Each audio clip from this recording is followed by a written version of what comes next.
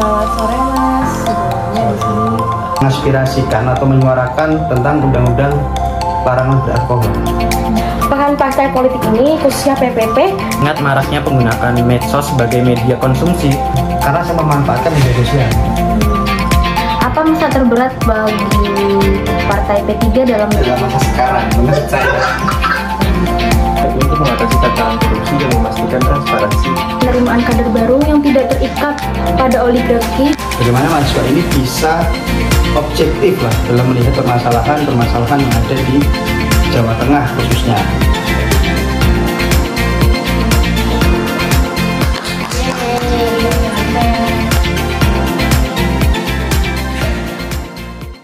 Selamat sore Mas. Sebelumnya di sini perkenalkan kami dari mahasiswa Undip Fakultas Ilmu Sosial dan Politik, Program Studi Hubungan Internasional, dengan nama saya sendiri di sini Anissa Paramita. Saya Uni Nurati. Saya Nalaskar. Saya Keisha Salsabila. Saya Kasatra Yunansa. Saya Syarifah Zaina. Dan saya Sandi Permana. Oke. Di sini kami hendak mempertanyakan nih Mas beberapa pertanyaan yang telah kami ajukan juga sebelumnya, yaitu mengenai partai politik. Nah di sini kita langsung masuk, mungkin dari Masnya sendiri bisa perkenalan juga. Ya, perkenalkan, nama saya Muhammad Waliuddin. Saya di sini selain sebagai staf di DPRD, saya juga menjadi anggota di Partai P3. Salah satu anggota muda yang masuk ke politik 3 tahun atau 4 tahun yang lalu. Okay. Berarti Mas ini dari Mas Wali ini dari P3 ya? Yeah. Nah di sini yang mau kita tanyakan pertama kali nih Mas, mengenai apa yang menjadi landasan dari partai ini sendiri Mas? Partai ini adalah namanya partai udah lama ya, umurnya sudah 51 tahun. Landasan yang dipakai P3 adalah landasan Islam, makanya terkenal dengan P3 itu partai Islam, seperti itu. Mungkin kalau ada ceritanya dahulunya seperti apa? P3 itu dulu terbentuk dari ada keempat fusi, tahu fusi nggak?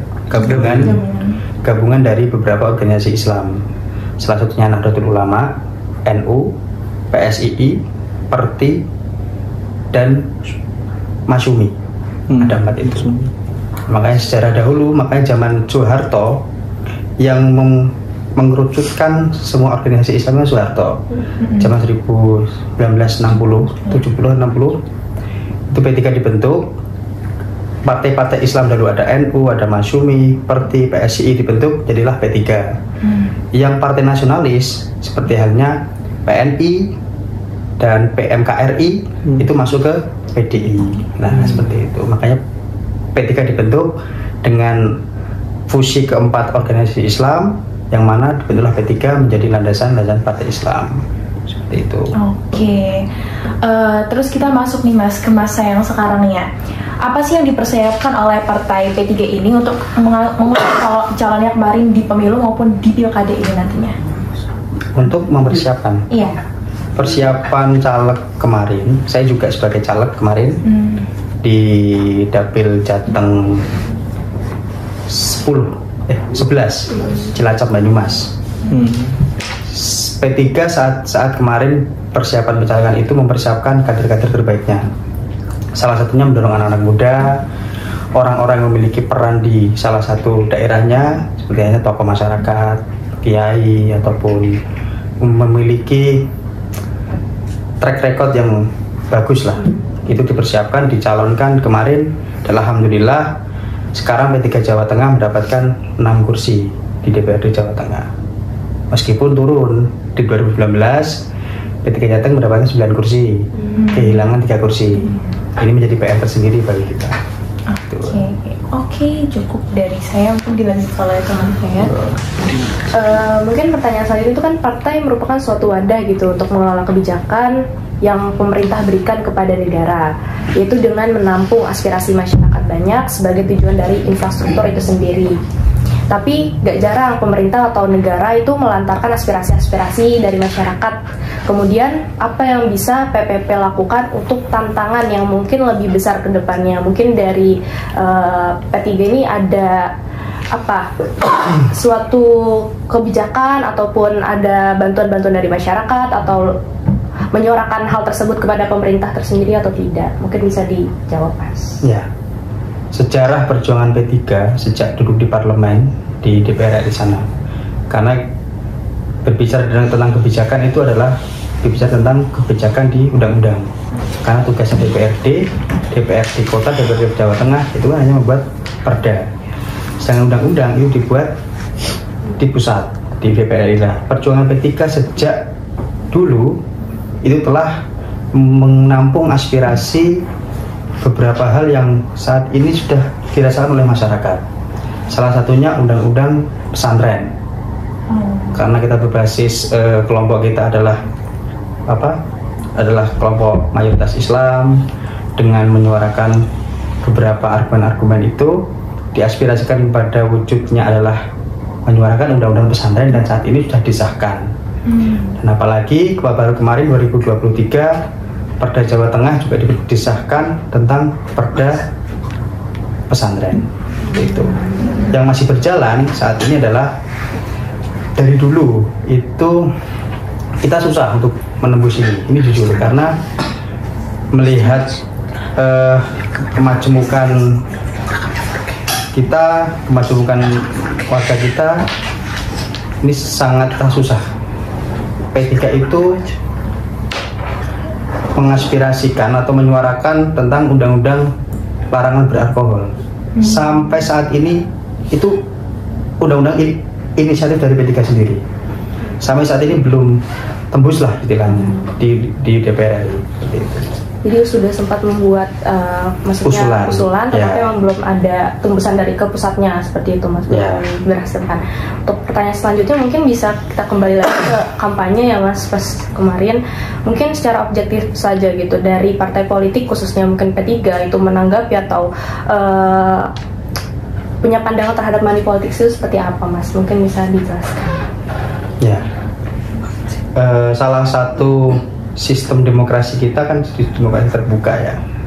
Bagaimana money politik itu memang tidak bisa dipungkiri sejak tahun 2004-2009 lah, yang paling marak itu memang sangat terjadi. Bagi P3 memang itu perlunya kesadaran masyarakat bahwasanya money politik itu tidak boleh, haram, ada hukumnya. Tapi ini ada salah satu pendapat ulama yang jadi rujukan juga P3. Kalaupun money politik itu dibenarkan, itu ada syaratnya. Ini kata Gus Bahak. Kalaupun misal ada dua calon ini yang satu baik, yang satu buruk, tapi yang buruk ini kok kesempatannya menang lebih banyak, maka calon yang baik ini dibolehkan untuk money politik. Itu. Makanya ada pemimpin fasik, pemimpin baik, pemimpin dohir. Maka dari itu Gus Bahak, money politik boleh, tapi ada syaratnya. Kalaupun memang ketika hanya pemimpin yang buruk ini akan jadi, itu menambah kefasikan dari sebuah negara atau sebuah daerah, maka pemimpin baik ini wajib hukumnya untuk membeli, bahasanya membeli demi kebaikan ke depan. Itu. Mungkin untuk selanjutnya akan ditanya oleh teman saya, Mas. Baik, ini selanjutnya giliran saya yang bertanya kepada Masnya. Bagaimana Masnya sendiri itu melihat peran partai politik ini, khususnya PPP, dalam meningkatkan partisipasi masyarakat dalam proses demokrasi? Tugas penting dari partai politik adalah pendidikan politik itu sendiri. Bagaimana partai politik itu diberikan anggaran yang namanya bantuan politik setiap tahun itu untuk mendidik masyarakat untuk paham bagaimana berdemokrasi. Salah satunya apa? Demokrasi adalah pemilu, pilkada, pemilihan kepala desa, itu termasuk proses demokrasi. Nah, makanya partai politik ini dibentuk untuk mencerdaskan para masyarakat bagaimana sih kita sebagai masyarakat itu paham demokrasi, paham bernegara, paham tertib aturan. Makanya dianggarkanlah untuk partai politik ini untuk pendidikan politik itu sendiri.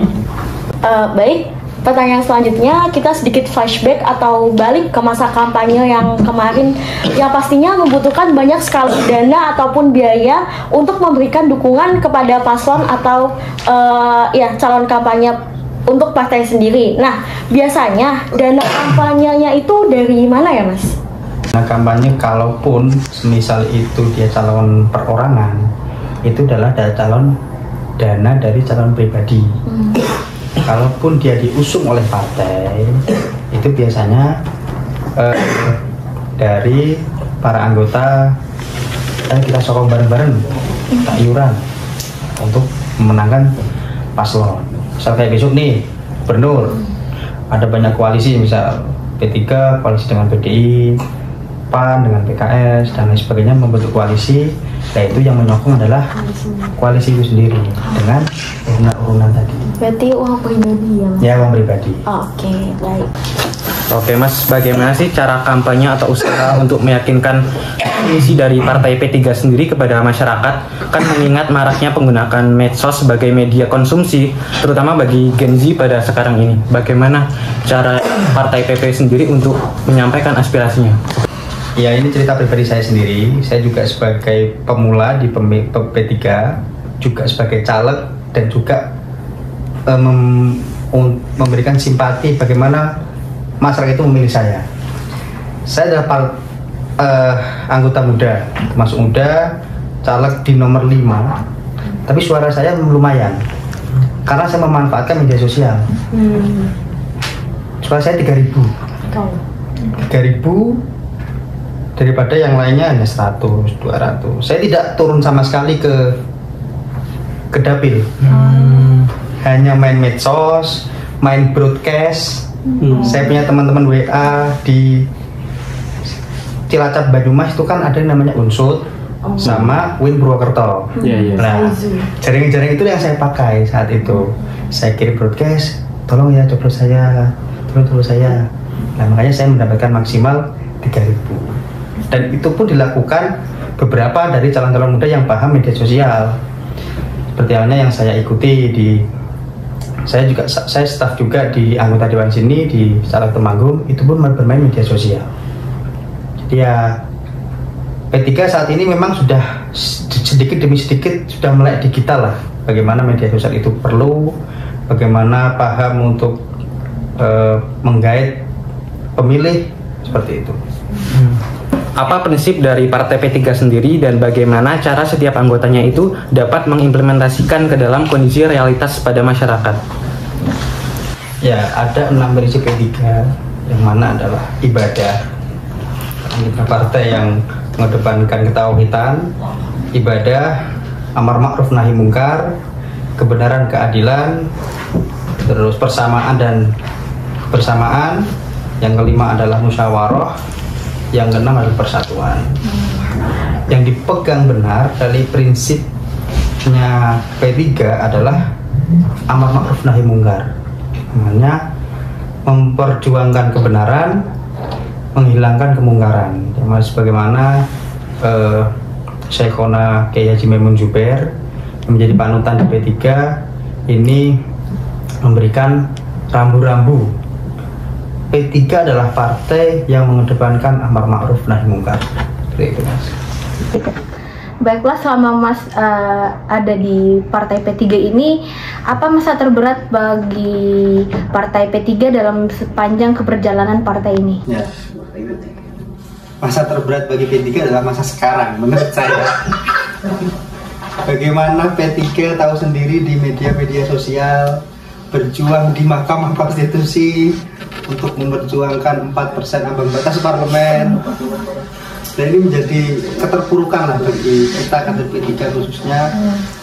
Berjalannya 51 tahun P3 berjalan, saat itu dari 50 kursi, 30 kursi, 44 kursi, terakhir kemarin 19 kursi. Sekarang kalaupun lolos PT itu menjadi 13 kursi. Doanya teman-teman mahasiswa semua yang paham politik, semoga P3 partai tua, partai sejarah bisa lolos di parlemen menunggu keputusan Mahkamah Konstitusi besok. Amin. Semoga apa yang sedang diusahakan dapat lancar ya Mas ya. Dapat tercapai. Oke. Mungkin pertanyaan selanjutnya, fungsi dari partai politik sendiri itu salah satunya adalah sebagai sarana pendidikan politik ya Mas, bagi anggota dan masyarakat luas agar menjadi warga negara Indonesia yang sadar akan hak dan kewajibannya. Tapi, apakah dari Partai P3 sendiri itu pernah mendapatkan sanksi karena tidak menjalankan fungsi sebagai sarana pendidikan kepada masyarakat luas dan anggotanya, Mas? Ya, saya rasa P3 saat sampai detik ini telah menjalankan fungsi itu sebaik-baiknya dan semanfaat-manfaatnya untuk masyarakat luas. Salah satunya adalah warga pesantren, warga-warga arus bawah, dan para pemuda sekarang pun banyak yang dipahamkan oleh pendidikan politik di P3. Baiklah, terima kasih atas jawabannya. Mungkin selanjutnya akan saya serahkan lagi ke teman saya untuk Sandy. Silahkan.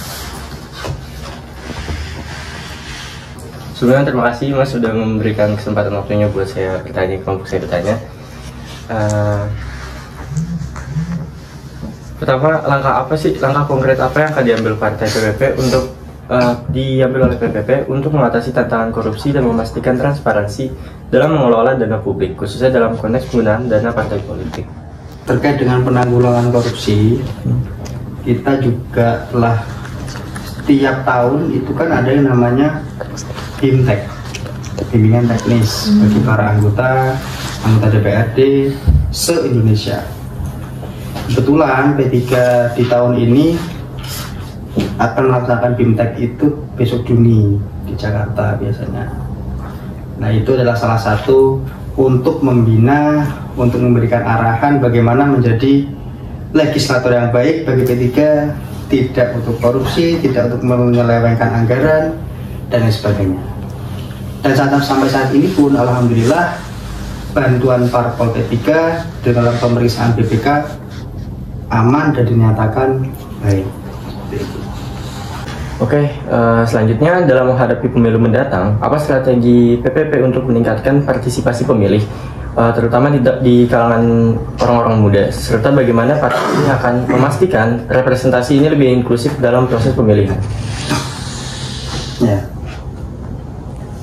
inklusif bagi pemilihan adalah salah satunya bagi pemerataan untuk seluruh calon. Bagaimana media sosial itu sangat penting.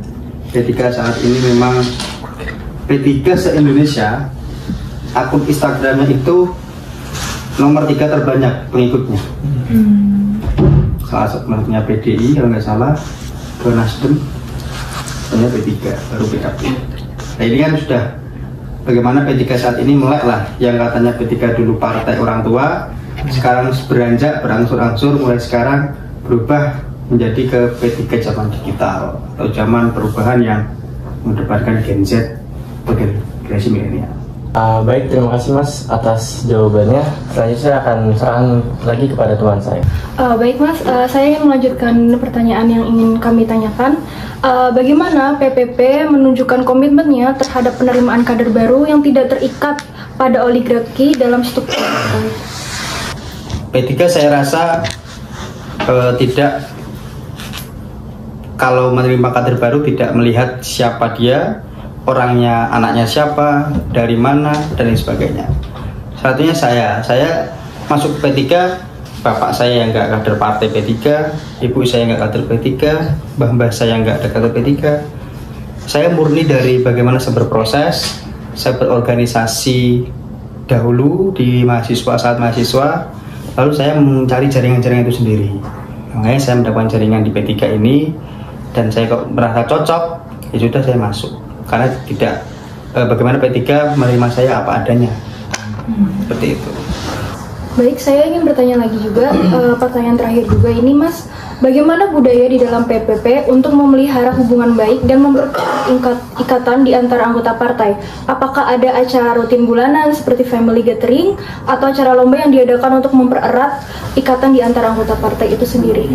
Mungkin kalau mempererat dengan anggota, ya salah satunya dengan rapat bulanan, rapat bulanan DPH, DPC atau DPW, ataupun dengan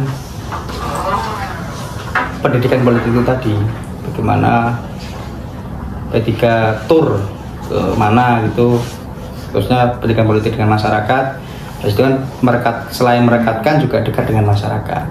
Sekaligus gitu ya? Iya, sekaligus. Biasanya seperti itu. Oke. Itu sih. Baik, sepertinya pertanyaan dari kami semua Mas sudah ditanyakan ya Mas ya, dan kami juga mendapatkan feedback yang baik juga dan cukup jelas dan rinci juga apa yang disampaikan dari Mas Fali. Sebelumnya kami berterima kasih juga atas kesempatan dan juga kebersediaan Mas Fali dari Partai P3 ini sendiri untuk bisa dan mau menyampaikan dan juga mau ditanya-tanya oleh kami. Mungkin ada closing statement ataupun kesan-pesan lah untuk kita juga mahasiswa juga. Ya, sedikit pesan dari saya.